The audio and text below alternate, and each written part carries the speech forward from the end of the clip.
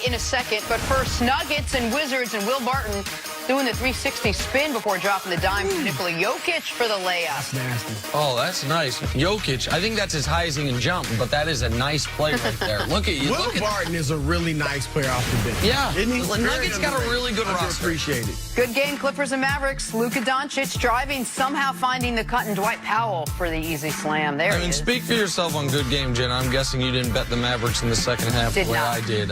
Listen, guys. Did you? In the second half, down 16. You have no respect for the Clippers. It's not that they were down 16. I thought they could have cut it to single digits. Absolutely not. It was Luka. Tough night for Luka. Good thing he got to the free throw line, because aside from that, he had a tough evening. More from this one. Patrick Beverley, leading the break, finds a trailing Paul George for the big one-handed slam. Fourth best player on the Clippers, Patrick Beverley, to the best player on the Clippers, Paul George. Look at that. Go get it, young fella. Paul George is, last year, even though he was third in the MVP race, underappreciated.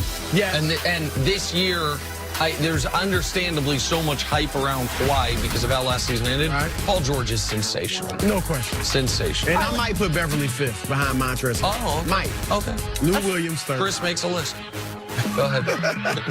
Let's stick with this game. Both teams riding a 5-game win streak. Both teams at full strength as Kawhi Leonard and Paul George not only played but outplayed Luka Doncic. The Claw and PG-13 combining for 54 points. Clippers win 114-99. They're now 4-0 when their two stars are on the court together. Nick, are the Clippers the biggest threat to the Lakers to win the title, or does that depend on when the two stars are on the court together? Well, listen, of course, they're no threat if Kawhi is something happens to Kawhi and he's not around for the playoffs. But let's just assume relative health in the postseason. No, I don't believe they're the biggest threat. I think Milwaukee presents a very unique challenge. I think Milwaukee's the one team in the league could play the Clippers in a series or play the Lakers in a series, pardon me, and say, we got the best guy, you don't, because that's how good Giannis is, and I think Giannis continuing to ascend, and I think the Rockets, because of the variance of three-pointer, could present a unique challenge. The reason that I do not buy into the Clippers the way everyone else does. Now, again, I think... You got to make in the playoffs. Of course, yeah. Of course. Listen, I think they are one of the 6 best teams in basketball. That's what I will say about the Clippers. I would not be shocked if they make the Western Conference Finals. But I also would not be shocked if they end up in that 4-5 matchup in the first round and get bounced. I think the Clippers, because of what they are going to do load managing with Kawhi, their path to the NBA Finals is going to be much more difficult than it's going to be for the Los Angeles Lakers. And let's just assume, for the sake of this discussion, that at some point in the playoffs they play each other. I think they have an enormous issue in this regard. The Clippers' identity, Chris, is supposed to be, we were told it's going to be, the best defensive team in basketball. Right. You have 3 of the top 5 perimeter defenders in the sport in Paul George, Kawhi, and Patrick Beverley. That's great, and that's important, and I give them all the credit in the world for that.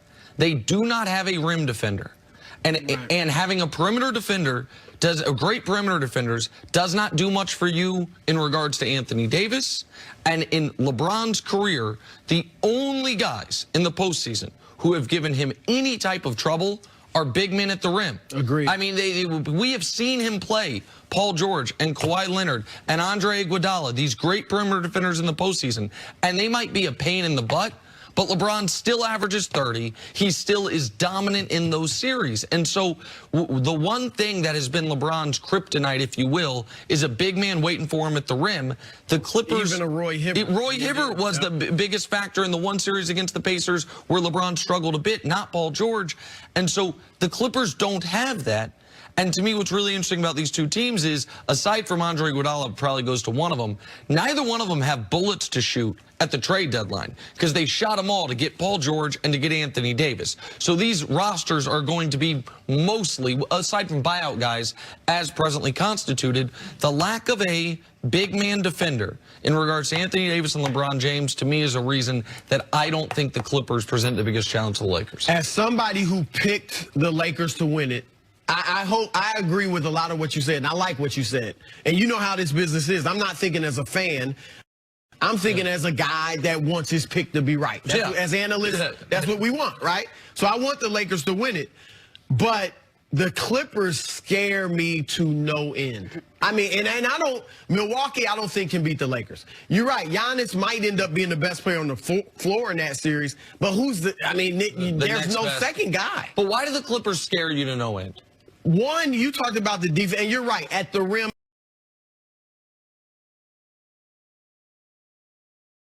I disagree with you. I think they do have the pieces. They have enough depth where if they wanted to go out and they're not getting a superstar big man, but they could get a rangy 7-footer at the rim who might be able to, deter LeBron at the rim. But beyond that, number one, let's start here. Kawhi Leonard. He doesn't lose. I mean, Kawhi Leonard, he's number one all time, 200 or more games played in NBA history. Has the highest winning percentage ever, 7.738, 73.8%. Yep. Second is Magic Johnson. Okay, the last time we saw Kawhi Leonard lose in a playoff series was 2017, and in that series, they had the Golden State Warriors. He was on San Antonio. Had the Golden State Warriors of Kevin Durant and Steph Curry down 23 points. It had been 25 when he got hurt with the ankle injury. Yep. Now, I've always said not only would the Warriors have come back to win that series, but they would have come back and won that game. But now, after watching Kawhi since then, I mean, this guy is a winner. And last year, what he did in Toronto, nobody expected that, okay? And now they're 11-2 when he's on the floor. They have the best. I know they don't have the best record as far as wins and losses, but they have the most impressive record in the league so far. They've beaten Houston, Toronto, the Lakers, Dallas. I mean, they've beaten all of the bigwigs for the most part. And when Kawhi, and remember, defensively, I don't know if you're looking at the numbers, and they're not that as high as you would think. They're ninth in defense. Yep. But remember, Paul George just came back. Kawhi Leonard sits out every third or fourth game. So when they have their full complement of players, I think their defense is tenacious. You got the coach, obviously, in Doc Rivers. And here's another thing, Nick. The Lakers have got to match the Clippers' hunger. The Clippers are some dogs. From Kawhi, Paul George somewhat, but Montrezl Harrell, and Patrick Beverley. Now, the Lakers do have Avery Bradley, Danny Green, for sure, and Rajon Rondo. They're dogs. But they have got to show me that they can match the Clippers' hunger. And that's what I want to see. And again, I picked the Lakers, but I'm telling you, the Clippers scare me, and nobody else in the league scares me for the Lakers. But listen to what you both said. When Kawhi is in the game, if they're at full strength, both of you are throwing these caveats out there and having this conversation. There's no guarantee. We're not even sure how healthy he is, so how deep into the playoffs he's going to go. We're not even sure how many games he and Paul George are going to play together. They're 4-0 when the two play together. When the two play together, if he's healthy enough to be like, you have to factor that in, don't you? To me, the reason I'm not factoring it into this specific discussion is if Kawhi's not in the series, they got no shot. Right. But where I will factor it in is here. He is going to miss games throughout the year, and their record is going to suffer because of it. And how tired, how much work are you going to have to put forth in late April and early May to get through a tougher series than you otherwise should have to play when the Lakers are sweeping the Timberwolves and you're in a 6 or 7 game battle with Utah or with Denver or with Houston or whomever you play if you do fall in that 4 or 5 matchup. And one point that I do want to pick nits with yours, because I hear this all the time, and it's correct. Kawhi Leonard is the highest winning percentage in the history of basketball. I think it's very important, and I'm glad you mentioned who's second highest is. It's Magic Johnson. What do those two guys have in common? Drafted to all-time teams with all-time players already there. It's a little misleading because the best players ever typically go to teams that were terrible right when they got there, right? So, I mean, the Bulls were awful when they, and it took Michael a couple years to build it up. It took LeBron a couple years to build it up. Kawhi goes to Duncan Spurs. Magic goes to Kareem's Lakers. And because of that, they don't have the 32-50 rookie season that ruins their career win percentage in this regard. Kawhi is a winner. Kawhi is an excellent player. But the other question I do have is, in the postseason, Are they going to be asking Kawhi to guard LeBron? Because I don't know that they are. I watched them play Houston.